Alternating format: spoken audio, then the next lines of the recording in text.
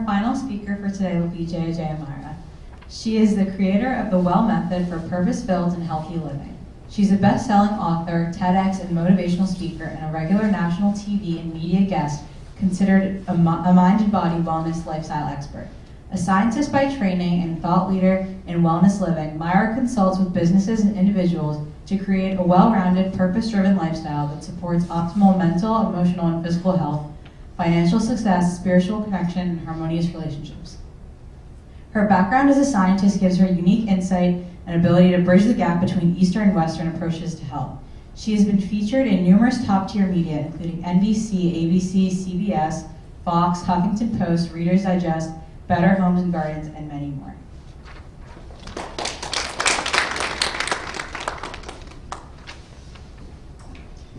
Hi everyone, how's everyone doing today? Can you hear me okay? Okay, I'm just bringing my phone up here, so I have a couple of my notes. So I do want to talk about the Well Method today. This is something that I created after many years of working with people. I've worked with hundreds of people around the world to cultivate better mind-body harmony. And the Well Method is something that I think is integral to that because it helps you to change your mindset. And mindset is preliminary to being able to be mindful. Mindfulness is preliminary to being able to meditate. When you're looking at mindfulness and meditation, these are two things that I recommend everyone incorporate into their life. And they are not the same, they're drastically different.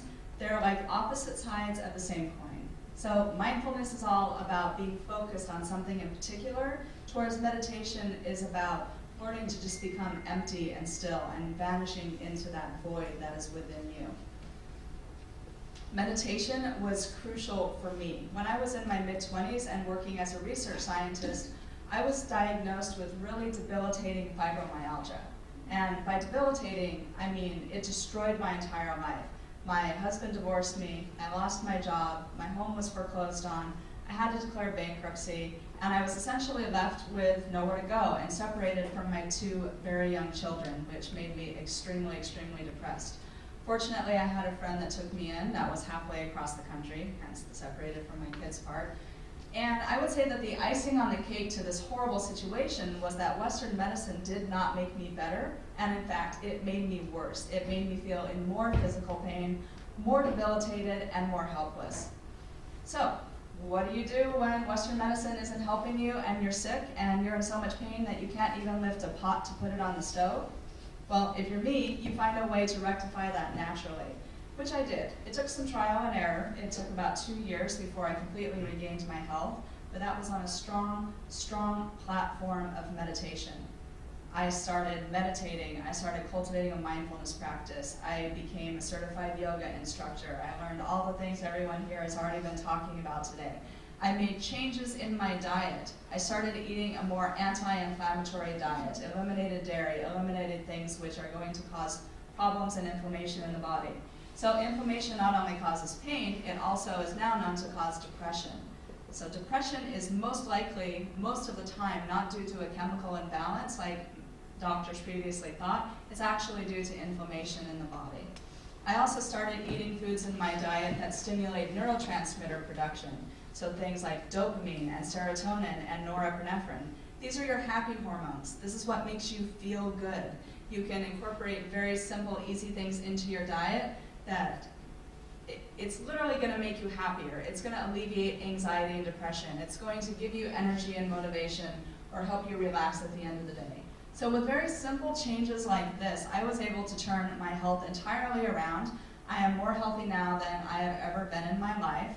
I went on, as they said in the introduction, to become a best-selling author and TEDx speaker, regular media guest, and I spend my life helping other people to cultivate purpose and health.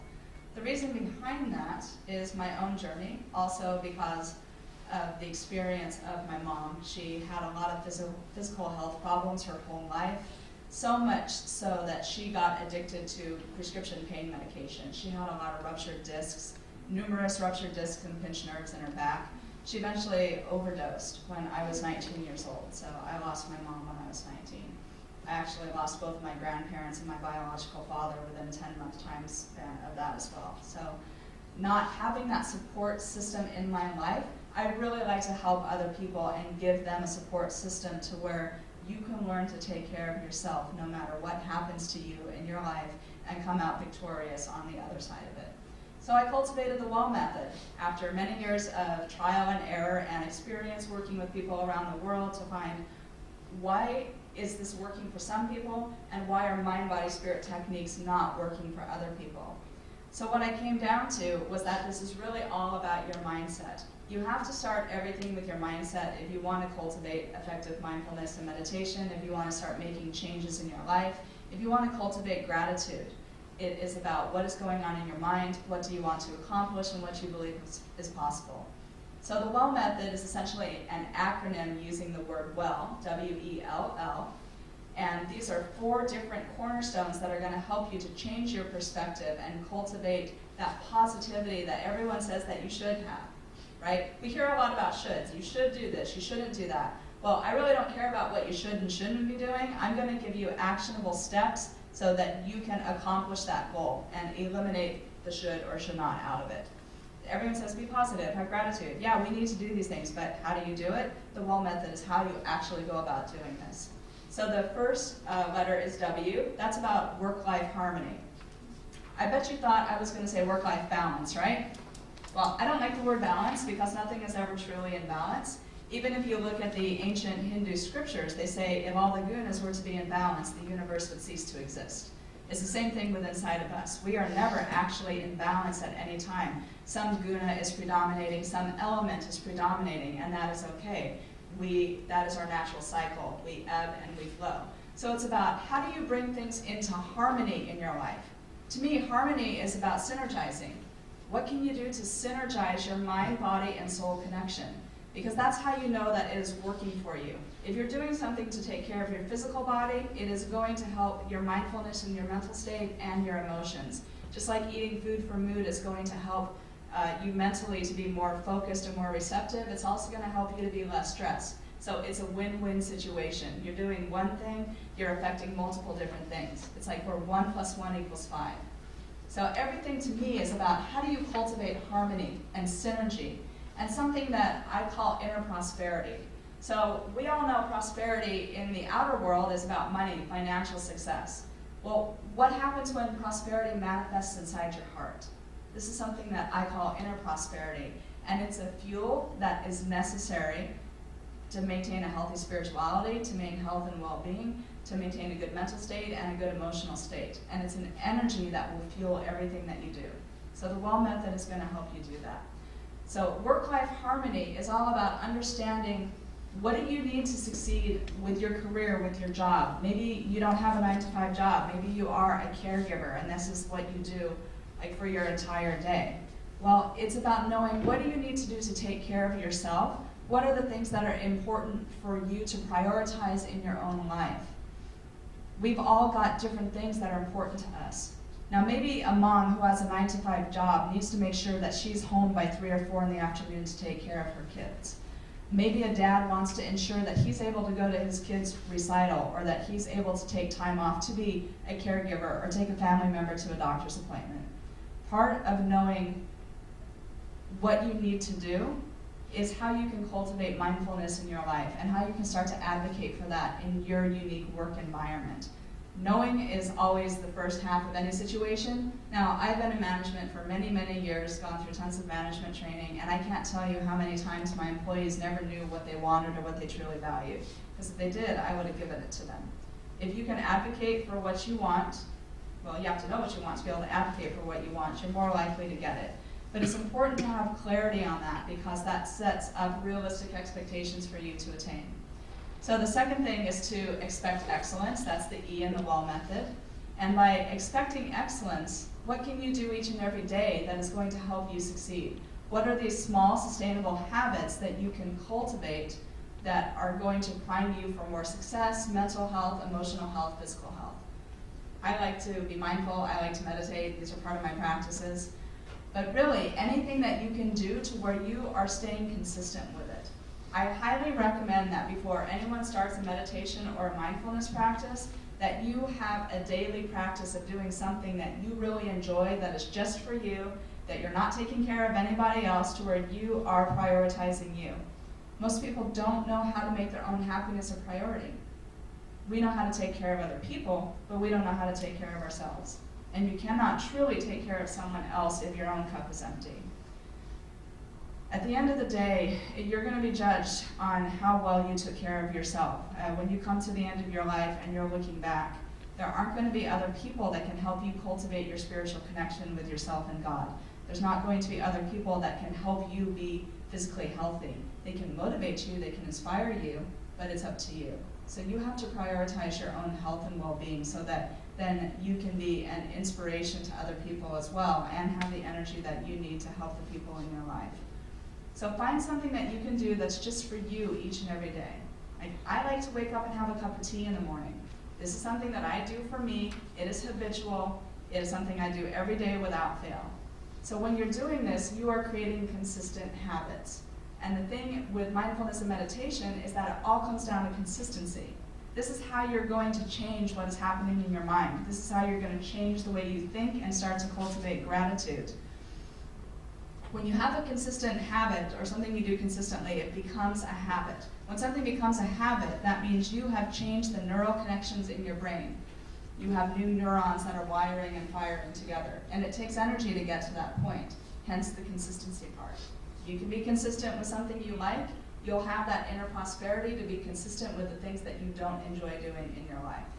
So that brings us to the 2 L's at the end, which is to live your purpose and to live from a place of love and not fear. The importance to purpose is understated, I have found, because people in spiritual circles talk about purpose and it being fundamental to everything, but there's no connecting threads. And it really made me wonder why. Where are these connecting threads? Science now knows that purpose is integral for health and well-being. It affects what's going on with the hormones in your body. It affects if you are at a healthy weight level or not, if you're able to gain weight or lose weight. It affects your mental and emotional well-being. Well, part of the spiritual reasons behind that are your purpose is actually what creates your entire constitution, your doshas, your elemental type. Everything all comes from your purpose. So like purpose is the causal seed of everything about you. Your entire body type is determined by your elemental and your dosha type. Your psychological temperament, the way that you are inclined to feel. This is all about your elemental type, and this all stems from your purpose. So whenever you're able to identify and live your purpose, live in alignment with that, you are giving yourself fuel. It's that synergy, that inner prosperity we've been talking about. You give yourself the energy that you need to succeed because you are working with what you are. It's a way of worshiping God and the God that is inside of you in a practical way that we can be of service in the world at the same time. So purpose is central to everything. If you don't live your purpose, you will eventually see your health go down the drain, as well as I'm sure some people have direct experience with. You know, I had that direct experience working as a research scientist and then eventually being diagnosed with fibromyalgia.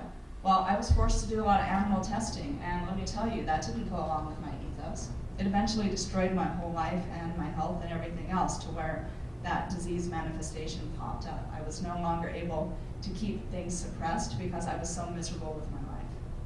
You can't get to a point to where you feel miserable and you're not going to be of help to anyone. And living with love and not fear is the last cornerstone. And this essentially means don't be reactive, be responsive. If you react to something, I can guarantee you it's always coming from the subconscious mind and coming from a place of fear. And you're not going to give the kind of loving, caring, compassionate response that as a caregiver or just a human in general is necessary to inspire the health and well-being in other people. So when you can take a moment, take a step back from yourself, from a situation, and look at it from a place of more compassion. Try to take the time to respond, to think about it, don't be impulsive. This is going to help any and every situation, because by doing that, you enable excellence in others. You need to expect excellence in yourself and enable it in other people. You are not allowed to expect it in other people, especially if you're not able to enable that yourself. So these are 4 cornerstones that if you live them, it's going to change the way that you think and react to life in general, and it's going to just change you as a person. It's going to enable you to have gratitude. enable you to cultivate a successful mindfulness and meditation practice, and to have that mind-body-spirit synergy, which is going to fuel inner prosperity in your life. If you have those things, it'll be very easy to make the necessary changes that you want to make. Maybe that's making small changes to your diet, incorporating more vegetables, incorporating less protein, less sugar, less processed foods. Maybe it means being more compassionate and receptive when people come to you with a problem. We've all got something that we want and need to work on, and that inner prosperity is what's going to make it possible. So that is essentially what I have to say about the WELL method. If anyone has any questions, definitely let me know. How are you going to handle questions? Are you going to have all of us up here at once for people to ask? We'll have, are we? Yeah, that's we're good. So why don't we give a round of applause